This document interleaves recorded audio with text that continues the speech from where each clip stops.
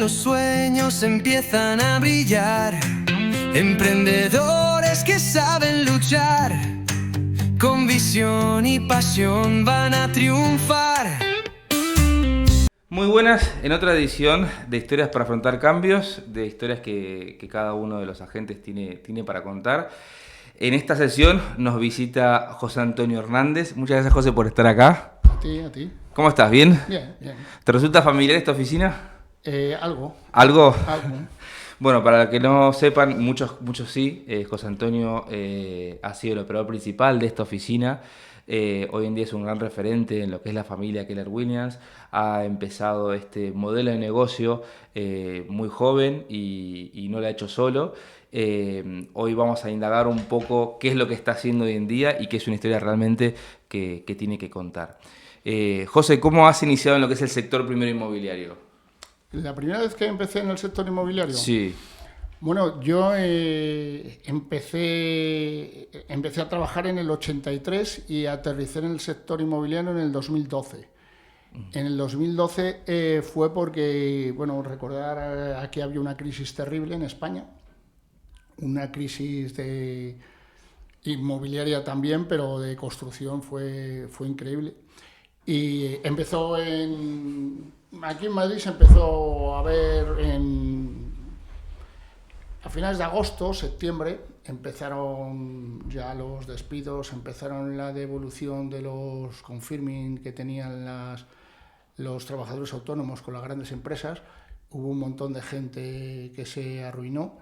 Hubo gente también que se arruinó con el tema de las hipotecas ninja, ¿te acuerdas, no? Entonces nosotros aguantamos, estábamos fuertes, nosotros aguantamos hasta el 12 y el 12 se me ocurrió la idea, no sé si feliz, yo al final he salido bien, de pasarme al sector inmobiliario, pero yo lo hice precisamente porque yo estaba en el sector de las reformas y de construcción y lo que hacíamos era alquilar y reformar, vender, reformar. Y la verdad es que con ello pues pasé la crisis y yo creo que la acabé pasando con nota. O sea, has iniciado o la parte de la construcción y luego pasar al sector inmobiliario en época de crisis. Crisis bastante complicada, entiendo. Y has dado el salto al sector inmobiliario. Pero dentro de tu familia, ¿había alguien que se dedicaba a la construcción o al sector inmobiliario? Bueno, a la construcción, el primero que me dediqué, que nos dedicamos a la construcción, fuimos realmente mi hermano y yo, porque yo antes tuve una empresa de pintura, nosotros teníamos una empresa de pintura, Pinter, y estuvimos muchísimos años, pues teníamos equipos de pintores y era una empresa de construcción, pero dedicado simplemente a la pintura. Lo que fue ya empezar a la construcción fue a partir de la crisis anterior, que aquí en Madrid y en España empezó en el 93. Sí. Y ahí es cuando empezamos a hacer los cursos de Pladur, falsos techos, suelo técnico, y a partir de ahí ya empezamos a construir. O sea, siempre tuviste una idea marcada de emprender, de ser tu propio jefe, por así decirlo, en diferentes sectores, pero siempre has tenido la idea clara de emprender con algo y tener tu propio modelo de negocio. Bueno, sí, la verdad es que en el 83 empecé en el mundo de la pintura, empecé con mi padre y me parece que fue en el 86, sí, después de venir de la mili, ya montamos Pinter. ¿Qué edad tenías en el momento que trabajas con tu padre? Al principio, bueno, yo trabajaba, como yo siempre he sido un poquito rebelde, mi padre me cogía y me decía, venga, tal, y a lo mejor estaba los fines de semana en la obra, o le ayudaba, o hacía presupuestos, o llevaba facturas y tal. Eso lo he hecho desde pequeño, desde los 16 años, 17, yo ya lo hacía. Pero empezar a trabajar todos los días, y eso fue un cambio muy importante para mi formación, y de una manera dura, porque nosotros trabajamos siempre a destajo en circunstancias que no tienen nada que ver con las circunstancias de ahora, ¿eh? Y yo empecé con 18 años, en el año 83. ¿Qué le dirías a ese José Antonio de los 18 años que le hubiese gustado saber en ese momento para poder de alguna forma decirle, me tienes a mí enfrente, ve para adelante ¿Qué va a suceder? ¿Qué le dirías a ese José Antonio de los 18 años hoy con lo que ya sabes? Hombre, lo que pasa es que esa es una pregunta que al final yo era mucho más idealista que ahora. Eh, lo que le diría es lo que le digo a mis hijas y lo que creo que hay que decirle a todos los jóvenes, que tienen el derecho y la obligación de equivocarse. Yo todo lo que he llegado es por todas las equivocaciones que he tenido. Si hubiera sido otra persona, pues me hubiera equivocado menos. Como siempre soy una persona muy activa, pues me he equivocado, pero al final yo creo que he sacado provecho a esos errores, ¿no? Porque al final, pues bueno, pues siempre soy una persona que he ido con buena fe, que no he sido envidioso, que nunca he mentido. Y bueno, pues de hecho eso me ha generado pues y me ha ocasionado tener muchos y muy buenos amigos, el que nunca miento. Yo cuando he hecho algo mal he dicho siempre, mira, me he equivocado, he dicho, pero yo nunca lo he escondido, ¿no? O sea, te tomo, José, un poco, en resumen, es que has sido valiente y un poco priorizás el hacer, equivocarse y aprender. Porque si haces y lo haces mal y te equivocas, aprendes y puedes hacerlo mejor. Y creo que es algo muy valiente de tu parte, que a los 18 años haber emprendido, haber trabajado con tu padre, querer formar una empresa de pintura y decir hoy en día, vale, avanzar, sean valientes, como yo he sido, y equivocarse, que así Sí, uno y no avanza. he hecho más cosas porque me ha parado mi padre o en algunas ocasiones mi hermano, pero si no hubiera hecho muchísimas más cosas.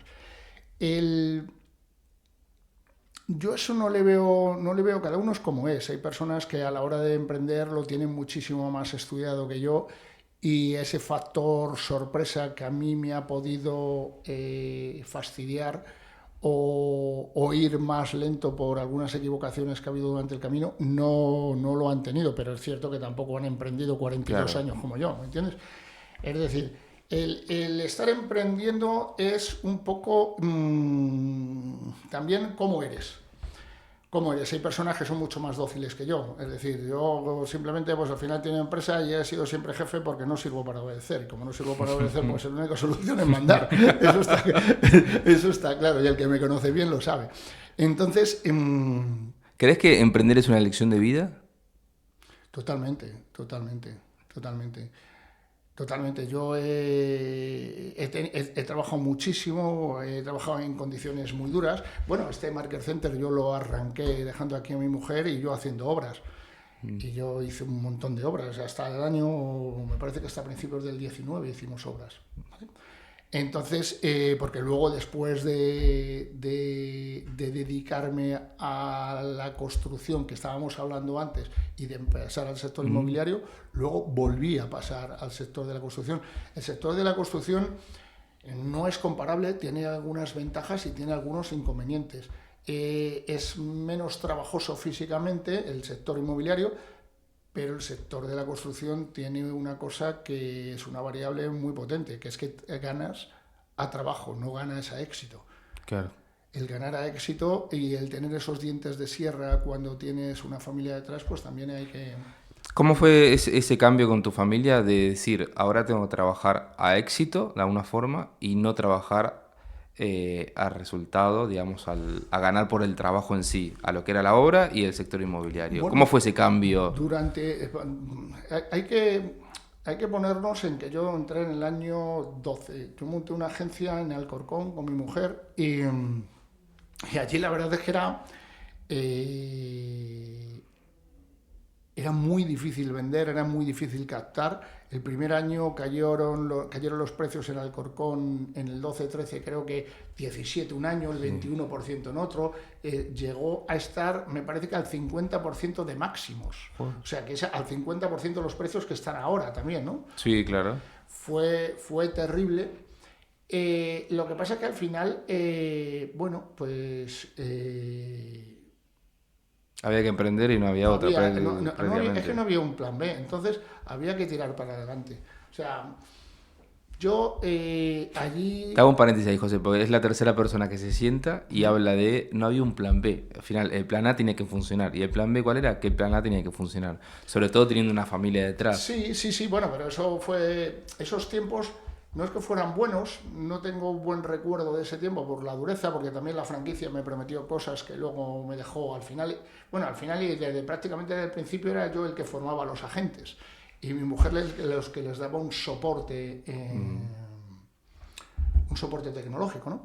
Y bueno, eso fue así. También formó parte del aprendizaje, ¿no?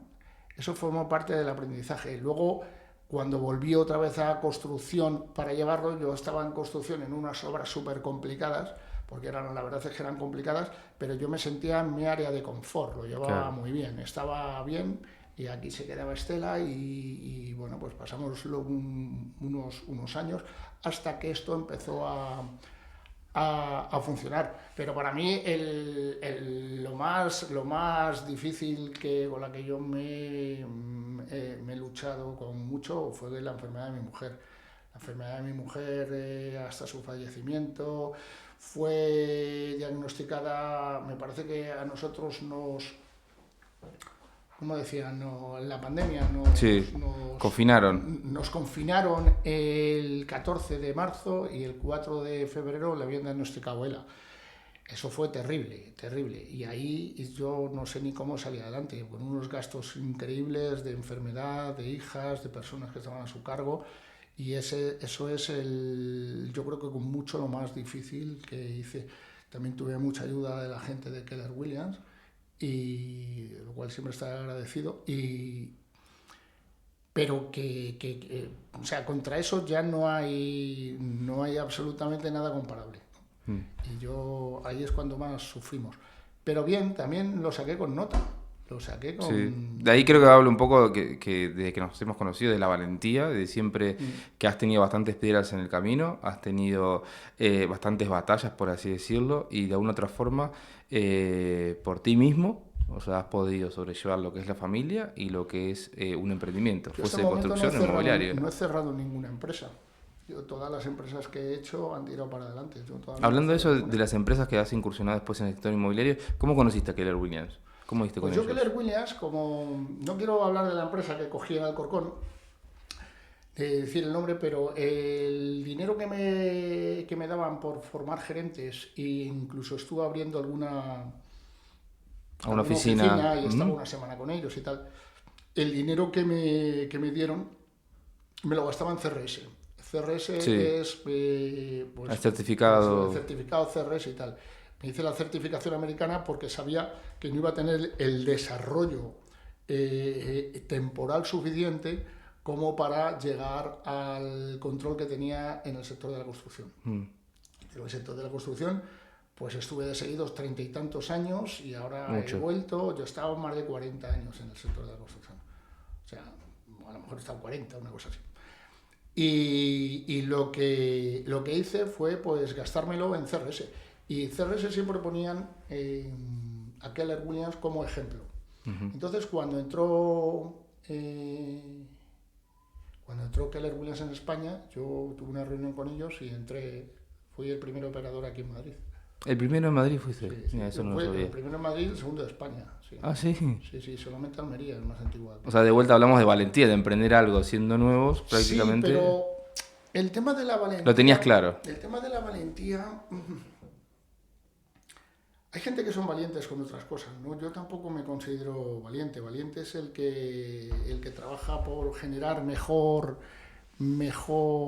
condiciones sociales a los demás, ¿no?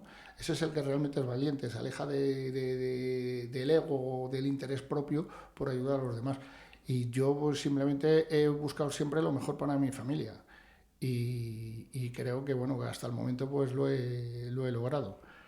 Ahora ya mis hijas ya son mayores y bueno, ya pueden tirar, pero todavía están... ¿Han querido ingresar en lo que es el sector de la construcción o inmobiliario tus hijas? Mis hijas siempre dicen lo mismo. Papá, nosotros os hemos visto trabajar muchísimo y una quiere ser funcionaria y la otra quería ser profesora también. Entonces, bueno, pues ellas, eso fue uno de los detonantes, o el detonante principal para venderte el Market Center, porque realmente yo no quería estar hasta el último día de mi vida aquí con el calentamiento de cabeza que también es un Market Center, ¿entiendes?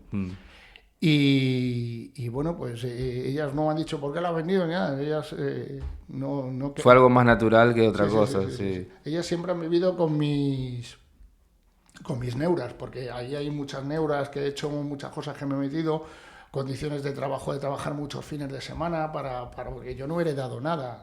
O sea, mi familia es una familia humilde, ¿no? Entonces, todo lo que he podido sacar, pues lo he hecho trabajando. Todo lo que has conseguido, que dices que no has heredado nada, ¿crees que entonces es prácticamente gracias a la construcción, que es a lo primero que te has dedicado, y a tu zona de confort? Bueno, vamos a ver, la construcción me enseñó una cosa muy... ¿Qué lección de vida te dio la muy construcción? importante. Lo primero, que yo era muy niño, tenía 18 años y mi padre enseguida me metió en la realidad. Por la forma de ser que tenía mi padre, pues era la virtud se alcanza mediante el sacrificio. Entonces, claro, yo he ganado más que la media, pero me he sacrificado muchísimo más que la media. Entonces, cuando tienes un envite grande, como el envite de la enfermedad de mi mujer y tal, todo ese sufrimiento y resiliencia que has ido teniendo, pues creo que también te ayuda. Yo creo que lo que puedo aportar a los jóvenes, y lo que le diría a ese José Antonio con 18 años, al final es, pues lo mismo, tú te vas a equivocar y nadie va a tener mi vida, hay gente que tendrá unas ventajas, unos inconvenientes. Yo vengo con una maleta de ventajas en cuanto y a conocimientos virtudes o también. conocimiento, y con unos defectos, y otros, pues lo que son mis defectos son mis virtudes. De todas maneras, lo que para una persona es el éxito, para otra es el fracaso. Correcto. O sea, que yo me defino como un superviviente, pero tampoco como una persona exitosa, ¿no? Yo soy muy normalito. ¿Tus hijas cómo te ven? ¿Como un superviviente o como un exitoso? ¿Mis hijos? Sí, tus hijas. Mis hijas me ven como un... Yo muchas veces tengo el concepto de que mis hijas piensan... Porque esta parte un poco... Que yo gano dinero y que ellas han vivido como han vivido porque hay algo divino, por amor al arte, porque no se lo Claro, piensan. lo que los hijos piensan. Esto es un poco, José, la pregunta va por el legado al final que uno dejamos. Yo con el peque más pequeño en algún momento querré dejar un legado de conocimiento o un legado económico, pero también creo que viene un poco en la percepción que nuestros hijos nos ven con el sacrificio que uno hace, que es como dices, la mejor calidad de vida que uno le puede dar al hijo, pero por ahí que ellos a veces viene de arriba y que no es así. Entonces, ellas cómo lo perciben. Bueno, ellas, pues esa pregunta se la tenías que hacer a ellas. Ellas lo que yo veo es que piensan que hemos trabajado demasiado, y ellas no quieren seguir ese camino. De hecho, pues no quieren seguir ese camino. Y para mí, en cierto modo, también es un error, porque yo he trabajado, pero también he ganado, y he sido capaz de mantener unas condiciones de vida que con un trabajo de funcionario o con un trabajo normal de 1.700, 2.500 euros no lo vas a conseguir.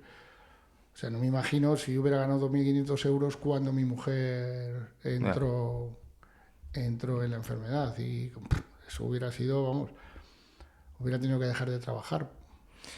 ¿Cuándo crees que sentiste que fue tu mayor momento como persona de exposición o de debilidad, de encontrarte, digamos, débil, por así decirlo? Porque todos somos frágiles. Y en algún momento de la vida somos más frágiles o menos frágiles.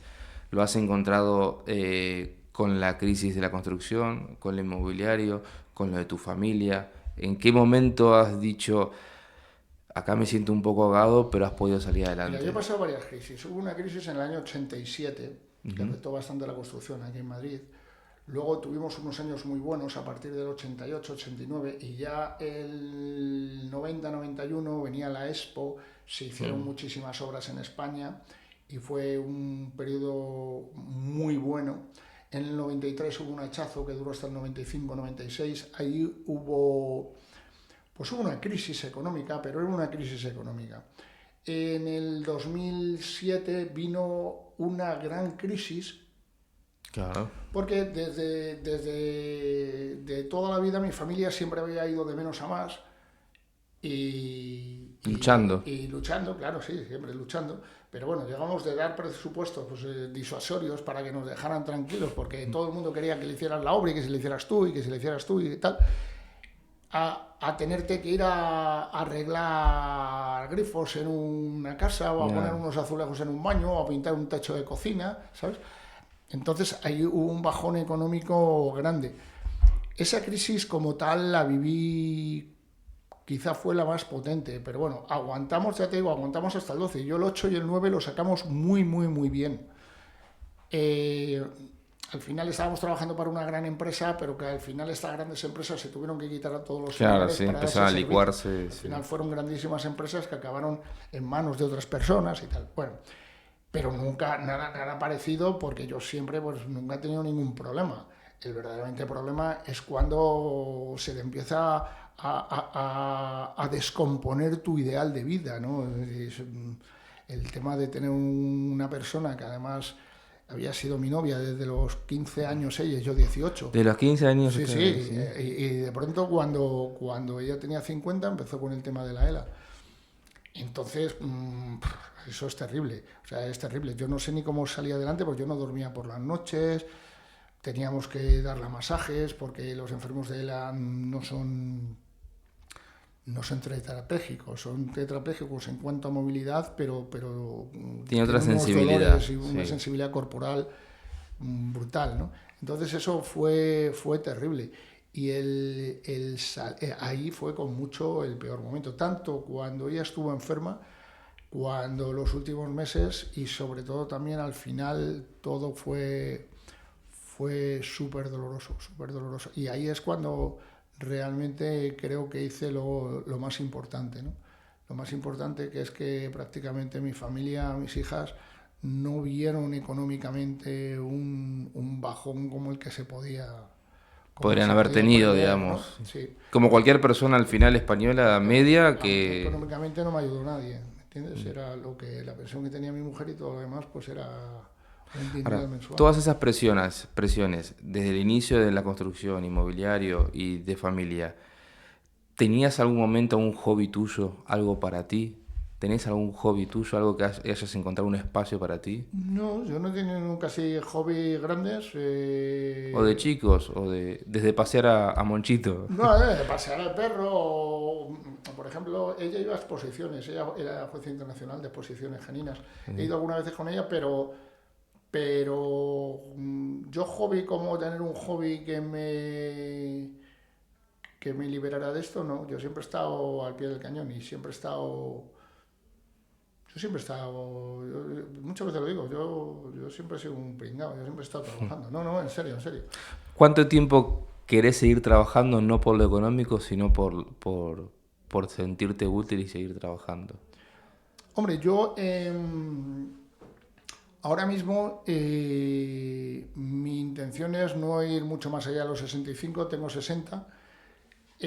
Mis hijas ya son mayores, libres, tienen sus carreras, están montando sus vidas y bueno, pues en este espacio de tiempo supongo que lo tendrán un poquito mejor. Pero yo tampoco quiero estar trabajando todavía. Puedo hacer negocios, pero muy light. Satélites, por así decirlo, sí, de vez en cuando. Sí, que me apoyen la pensión que me pueda quedar, ¿no?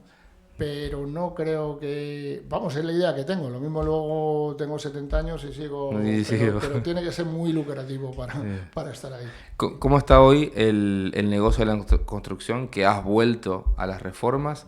¿Cómo ves en este cambio económico que está habiendo en España? ¿Qué puede hacer fructífero estos 5 años que te quedan, por así decirlo, para que sigas desarrollando ese trabajo? Yo el sector de la construcción lo veo muchísimo, infinitamente menos profesional que hace 8 o 10 años. Es decir, los profesionales que había en aquel entonces no los hay, son gente que muchos vienen de paso, que llevan 3, 4, 5 años. Te hago un paréntesis, hay mucha gente que se sentó aquí, estuvimos hablando del cambio en el sector inmobiliario, donde ha ido de menos a más hoy en día, por toda la formación que hay. ¿Vos crees que entonces la construcción ha ido al revés, de más a menos? Que hoy en día el que trabaja en la construcción o el mismo obrero y demás, trabaja por necesidad más que por hobby, más que por saber de la construcción como tal. Vamos a ver, la construcción yo lo he conocido con grandísimos profesionales, en todos. Había unos carpinteros, ebanistas divinos. Había algunos oficios que hasta se han perdido, por ejemplo el tema de los barnizadores, ¿sabes? No, sí. Antes había unos barnizadores que te daban goma laca y te hacían unas mesas, algo brutal, ¿sabes? Y simplemente los fontaneros ahora son bricoleros, porque no tienen nada que ver con los fontaneros que hacían los botes sifónicos con cazos, los hacían de plomo. Eso lo he visto yo. En la pintura, bueno, pues ahora mismo he estado por obras en las que tengo yo que hacer el color porque no saben hacer los colores, ¿no? Y hablando de eso, cuando tenés que contratar para las reformas que estás realizando, al final, ¿cómo tomas en consideración a quién contratar o no, sabiendo que ese hobby, sabiendo que esa función, te puedo decir que es obrero o fontanero, pero... Bueno, lo que pasa es que lo ves al principio. Tienes algunos que son buenos. Realmente por las conversaciones que tienes con ellos ya sabes por dónde van. Claro. Porque es que hay gente que no tiene conversaciones ni siquiera. O sea, el problema es que hay gente que... Tanto el sector de la construcción como el sector inmobiliario son sectores que no están regularizados como deberían de estar. O sea, una persona que se dedica a hacer reformas tendría que tener un carnet. Uh-huh. Y una persona que se dedica a trabajar con los sentimientos y el patrimonio de las familias, como es un agente inmobiliario, debería tener un carnet. Un carnet que ya no solamente por tener unos estudios realizados de financiación, de ventas, o sea, un carnet como una credencial profesional. Éticamente no se puede ver lo que se está viendo allí, ¿no? Bueno, yo lo compagino, por así decirlo, que siempre doy ejemplo, en Argentina, cada persona que se dedica al real estate, al sector inmobiliario, tiene que estar acreditada, matriculada como un profesional idóneo, con su seguro de responsabilidad civil, con esa matrícula atrás como profesional, como tiene un arquitecto, como tiene un abogado, que cuando firman tengan una credencial sobre ese profesional. Claro, pero es que aquí no pasa, pero no pasa tampoco en el sector de cuenta. Las dos cosas más caras, que es el comprar una casa o reformarla, correcto, son actos de fe. Si tú coges a alguien es correcto, un acto de fe. ¿Entiendes? Acto de fe. Cuando tú coges un profesional, acto de fe. ¿Cuántos profesionales entran en una casa y los tienen que echar porque no saben? Correcto, sí. ¿Me entiendes? No sé, yo creo, a mí siempre me ha llamado la atención que, yo qué sé, tú te quieras comprar un móvil y tengas todo tipo de garantías y tal, y tú quieras hacer una obra de 80.000 euros en tu casa y no tengas ninguna. Que luego la persona por ahí que te está haciendo la obra o la dejó a media obra, a medio plazo, o la terminó mal y como uno le reclama después. Pero el problema es que antes todo el mundo tenía referentes, todo el mundo había visto trabajar a gente. Todos los que estábamos en obra sabíamos cómo trabajaban los buenos albañiles, los buenos pintores, los buenos electricistas, fontaneros, carpinteros, los cerrajeros. Ahora es que no. Ahora es que no. De tus clientes que tuviste del inicio, fuesen los 18 años o 20 y pico de años, hoy en día te siguen refiriendo a otra gente para poder hacer reformas, aunque sean más pequeñas, pero... Incluso del sector inmobiliario también, hemos tenido.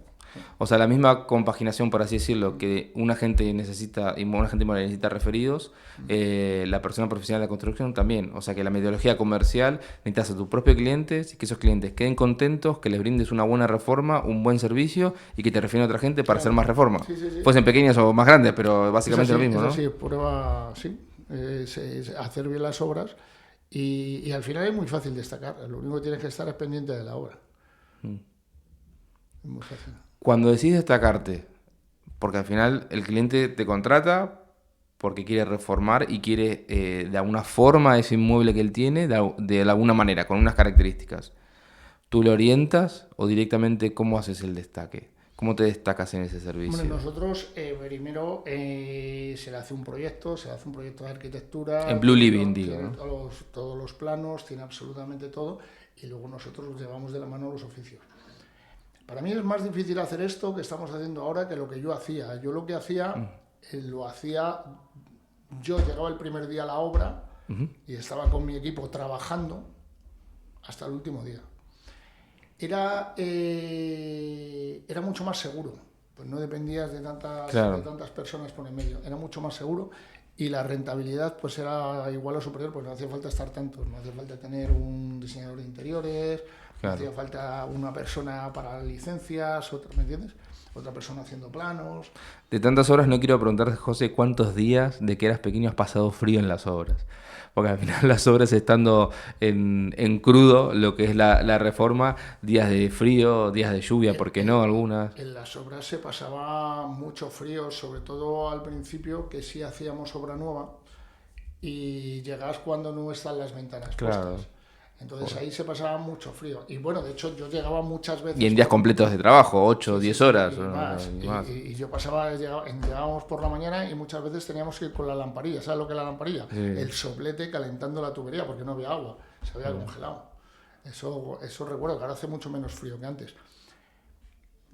Recuerdo eso, recuerdo las condiciones de los andamiajes, que eran unos andamios que eran una porquería.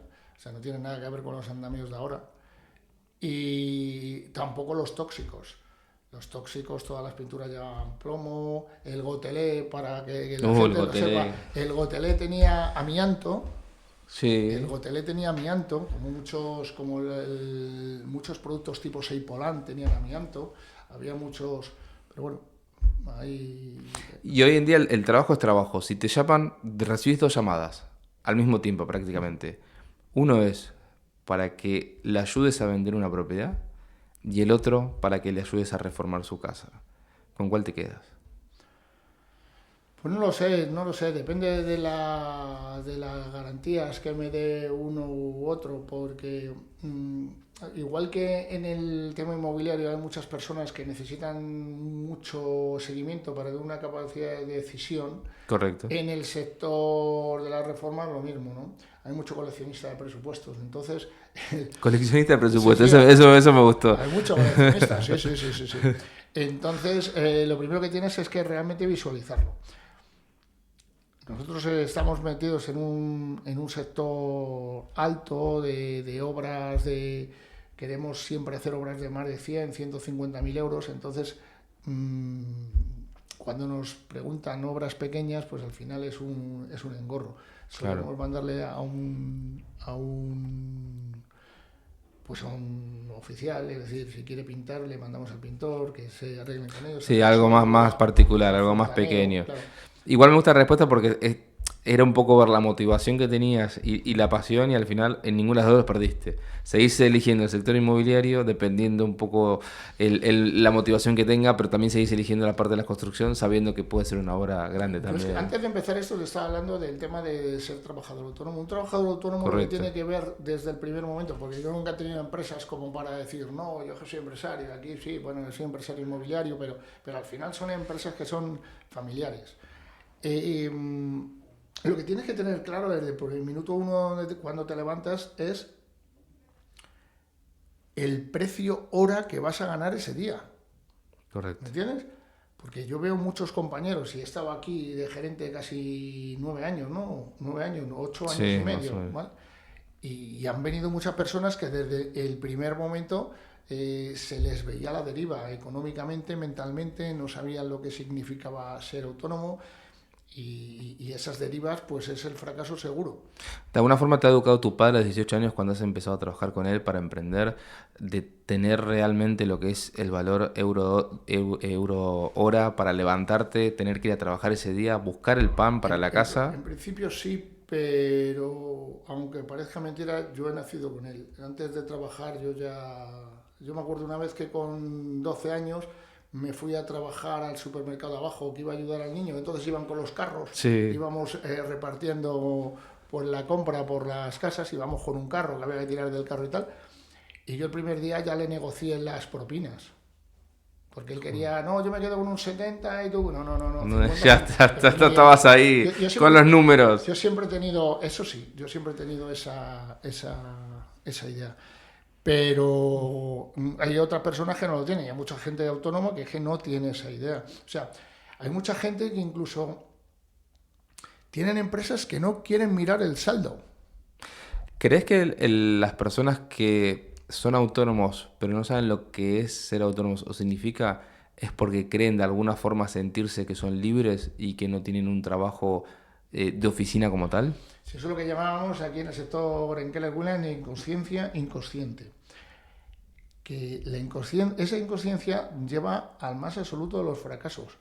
Porque ser autónomo significa no tener jefe, significa trabajar cuando quieras, significa trabajar con uno sí y con otro no, pero significa que eres esclavo de tu propia libertad. Y eres esclavo 24/7. Correcto.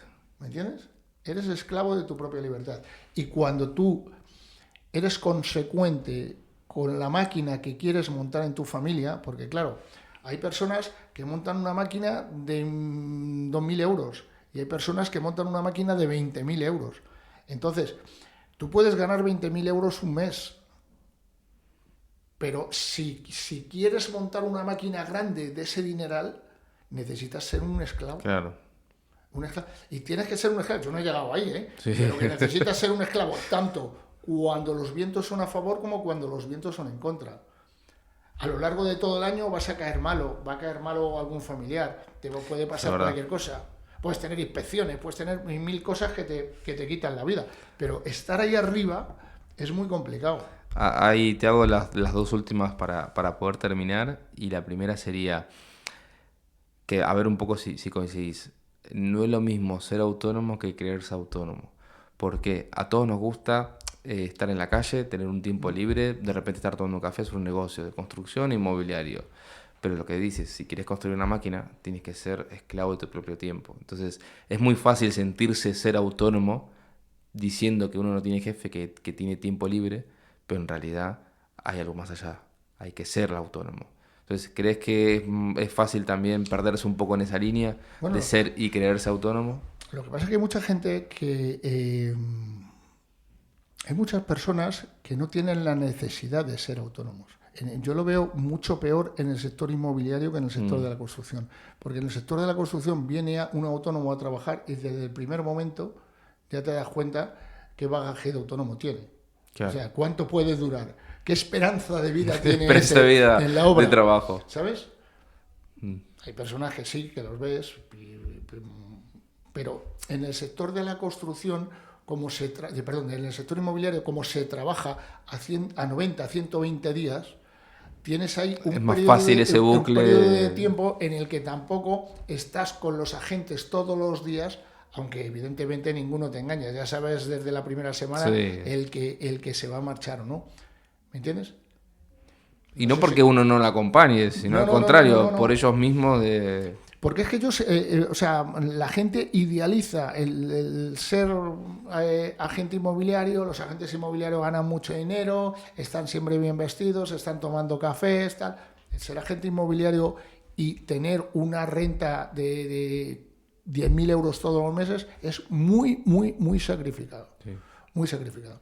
Y el ser trabajador de la construcción es también muy sacrificado. Sí. Muy sacrificado. Lo que pasa es que el autónomo en la construcción trabaja a trabajo. El otro va a tener unos golpes de entrada de a lo mejor de 40.000 euros, pero luego va a estar 3 o 4 meses sin tener entrada. Claro. O sea, que hay que ser una persona, tanto en un sector como en otro, muy disciplinado.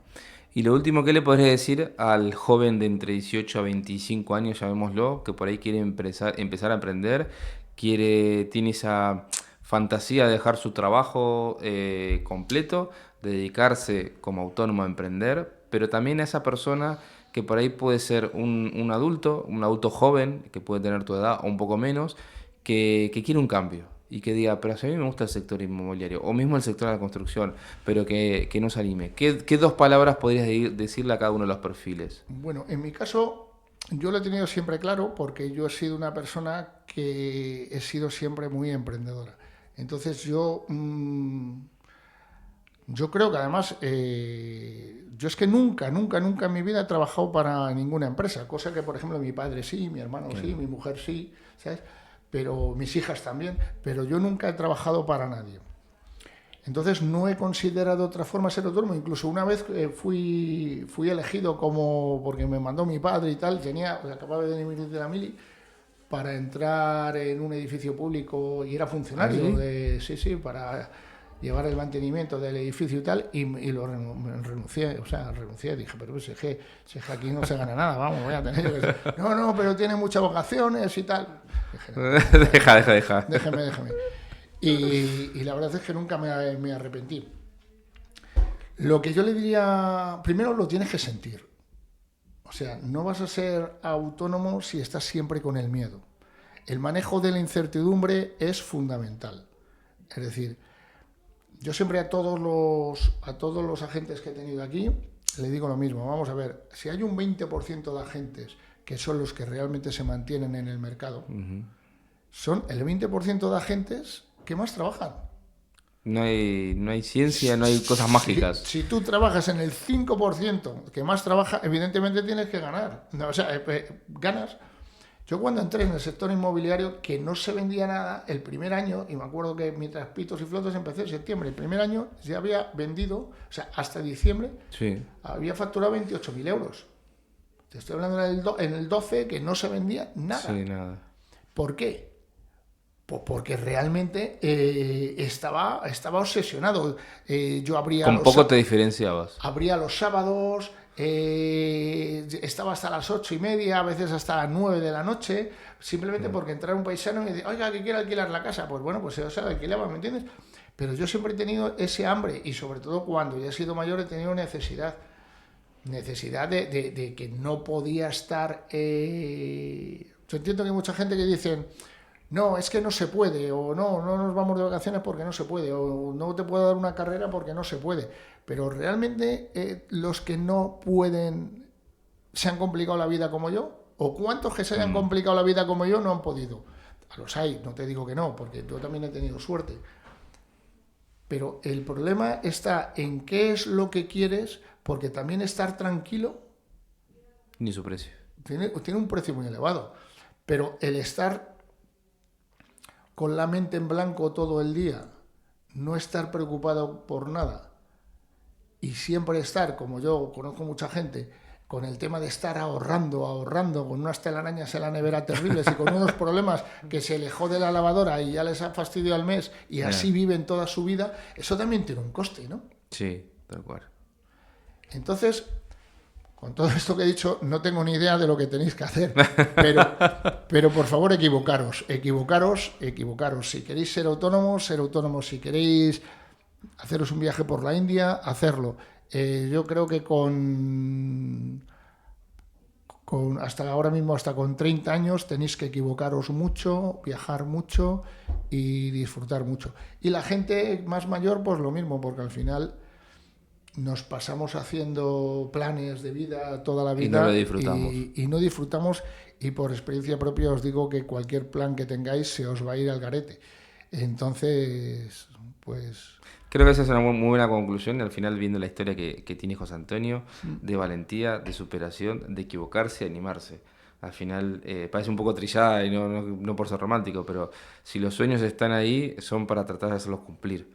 Para quedarse con las experiencias no basta, hay que tratar de vivirlas y creo que lo has dejado muy claro, José, y has pasado por muchas cosas, siempre superando y sobre todo remarco la valentía de afrontar las cosas y de querer ser y de querer avanzar.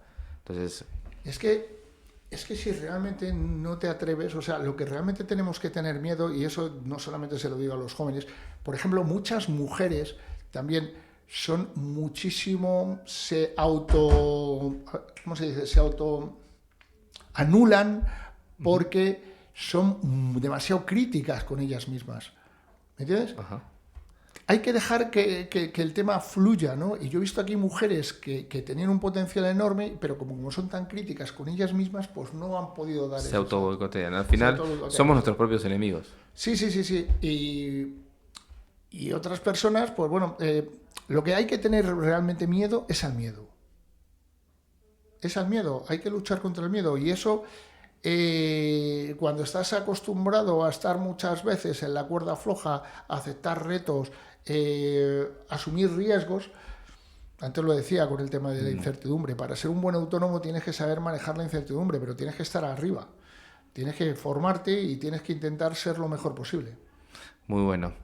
Gracias a todos por compartir y gracias a todos por participar. También gracias, José, por estar acá. Ya sé que a nivel personal te estuve persiguiendo bastante. Y gracias a todos los que me han aguantado. Está muy bien. Los esperamos la próxima. Al final este es un espacio donde queremos un poco transmitir que todos tenemos historias para contar, todos hemos pasado por cosas y acá en la familia Keller Williams One los agentes también hemos pasado por cosas. Los invitamos a que quieran participar, a que quieran contar su historia, se comuniquen con nosotros y los esperamos. Muchas gracias, José. Muchas gracias a ti, muchas gracias a los que nos escuchan. Más alto van